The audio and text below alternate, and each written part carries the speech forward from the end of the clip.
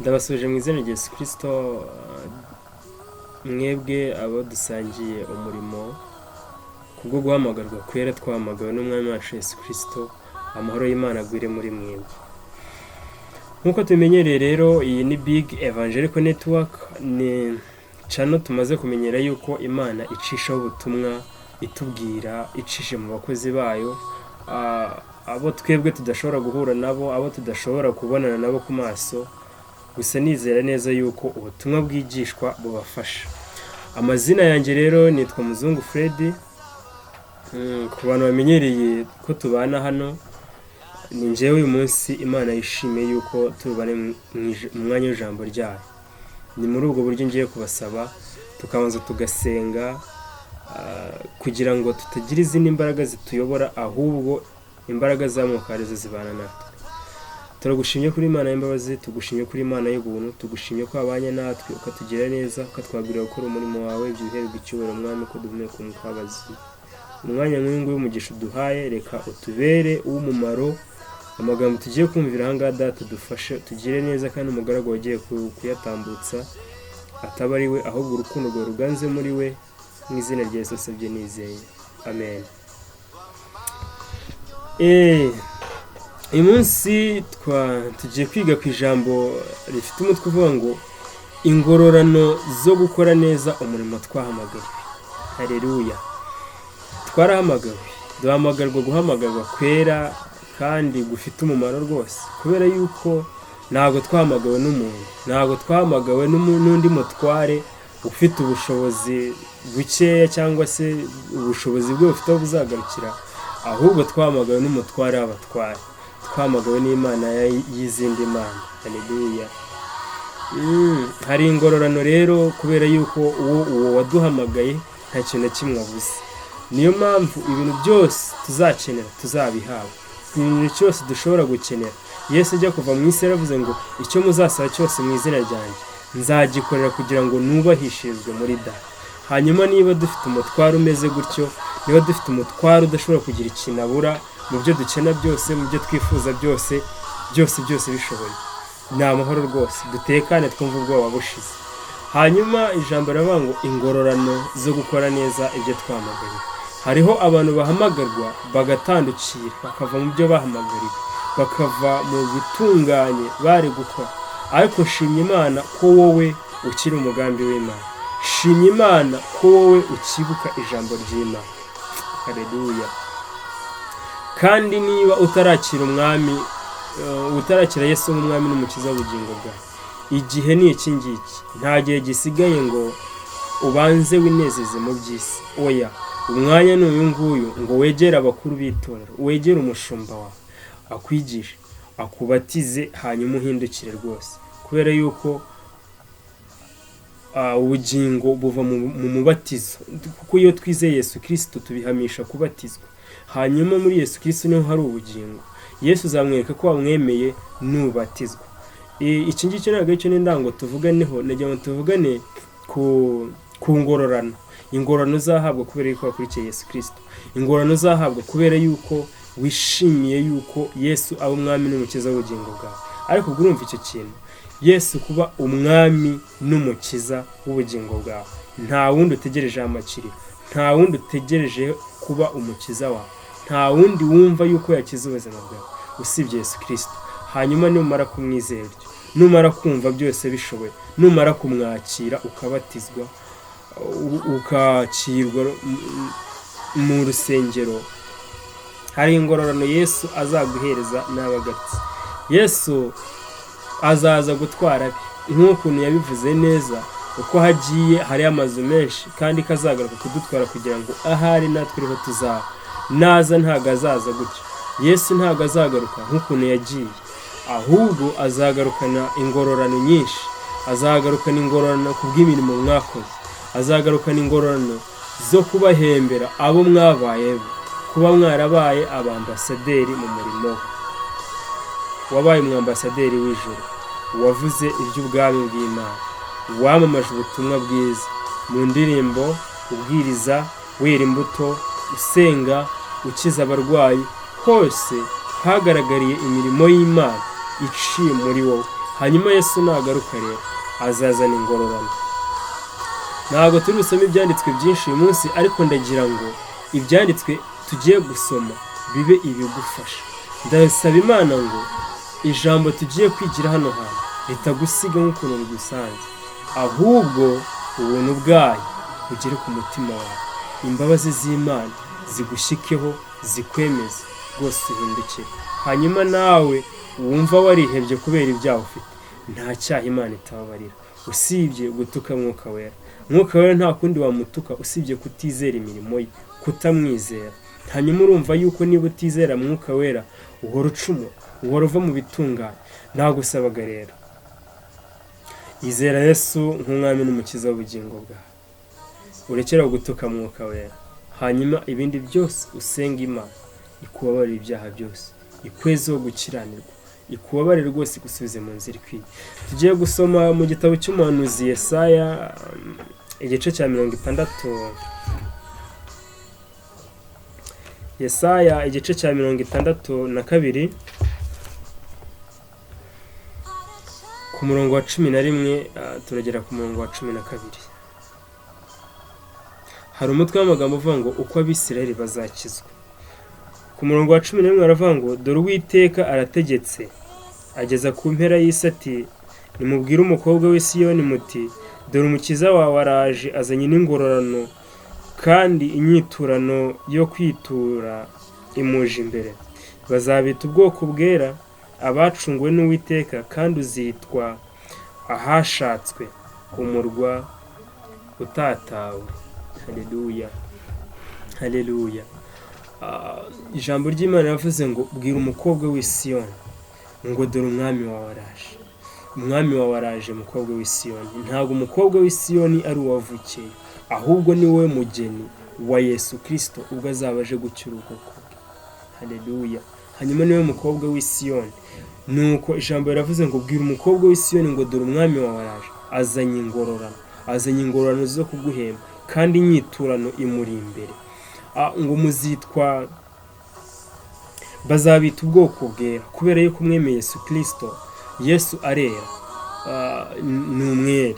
Hanyuma niba warizeye Yesu Kristo ukaba umwe muri nawe, kuko yaravuze ngo uzamwizera azaza abe muri we.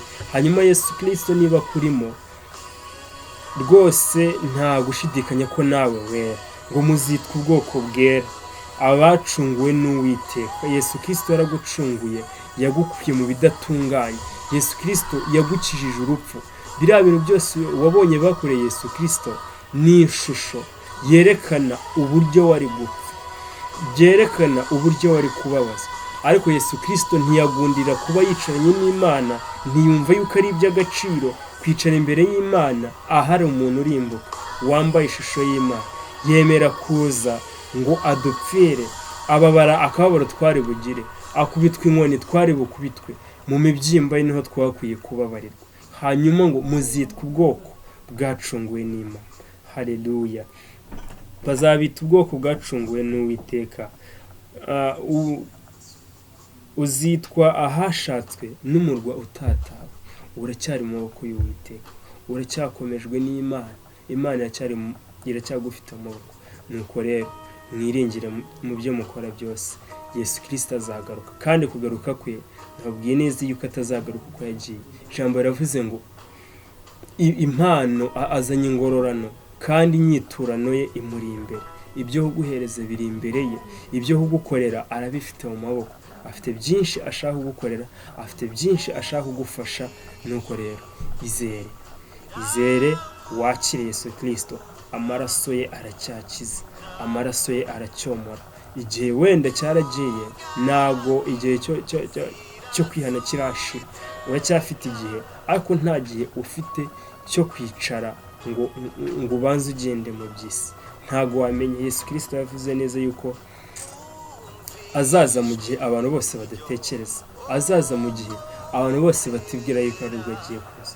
Nuko rero hindukira none, va mu bidatunganye, tunganiye Imana kugira ngo ubone ingororano, kugira ngo ubone ibyo Imana ibitse nk'ingororano, nk'Imana nawe uzambikwa ikamba.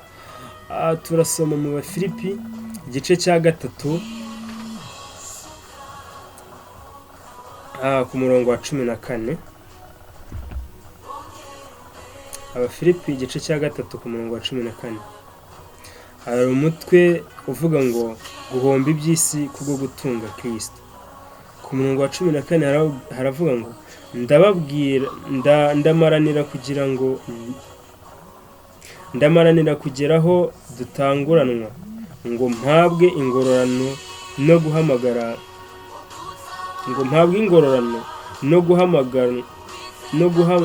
no guhamagara kw'Imana muri Kristo kwavuye mu ijuru. Haleluya.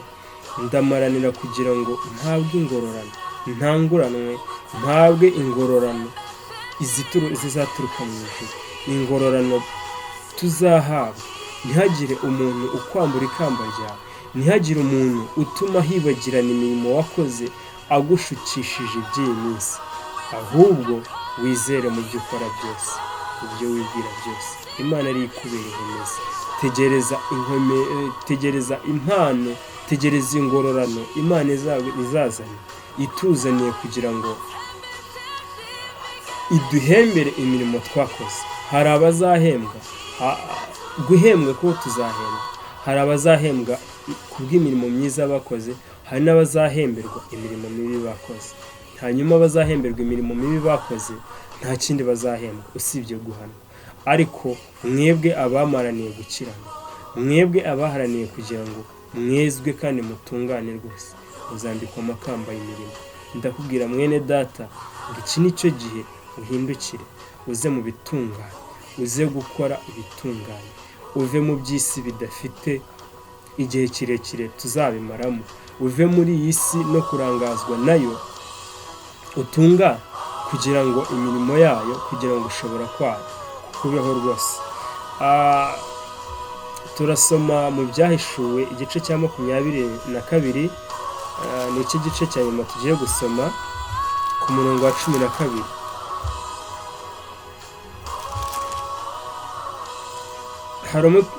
Haravuga ngo dore ndaza vuba nzanye ingororano kugira ngo ngororere umuntu wese ibikwiranye n'ibyo yakoze. Haleluya. Yesu Kristo ubwo yabivugiye mu ntumwa ye Yohana ari ku kirwa cy'i Patimo ubwo yandikaga igitabo cy'Ibyahishuwe. Aravuga ngo dore ndaza nzanye ingororano kugira ngo buri umwe wese ahemberwe imirimo yakoze. Nababwiye nti guhembwa bose bazahembwa. Hariho abazahembwa ibyiza, hariho abazahembwa ibibi. Haranira kugira ngo ube muri abo ngabo bazahembwa ibyiza.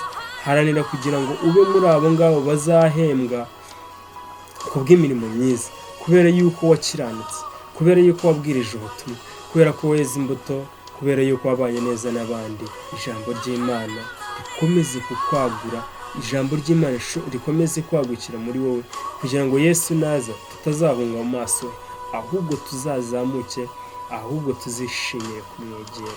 Haleluya. Hariho ikintu abantu batajya bakurura ngo bumve,